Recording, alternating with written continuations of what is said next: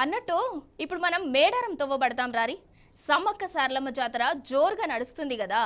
అసలు ఏం జనాలు అబ్బబ్బబ్బబ్బా.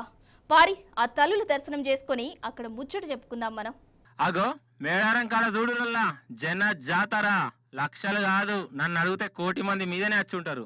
తల్లులగన్న తల్లులను కళ్ళారా చూసి నిలువెత్తు బంగారం పెట్టి మొక్కుకున్నారు.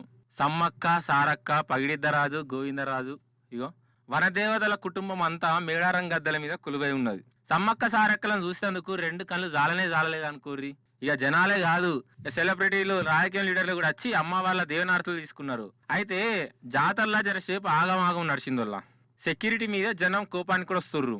అయితే గవర్నర్ మేడం సీఎం సార్ వస్తుర్రని భక్తులను దర్శనానికి ఆపిర్రట. ఇక జనాలకు కోపం వచ్చింది. గిక్కడ గిన్ని లక్షల మందిని ఆపుడేంది అని వాళ్ళు నిలదీసిర్రు.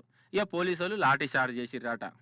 కానీ తొవ్వలన్నీ మేడారం దిక్కే పోతున్నాయి. వల్ల అడవి బిడ్డల డ్యాన్సులు, కోయదొరల డోలు వాయిద్యాలు, శివసత్తుల పూనకాలు, భక్తుల శిగాలతోని ఈ చిన్న ఊరు మురిసిపోతుంది.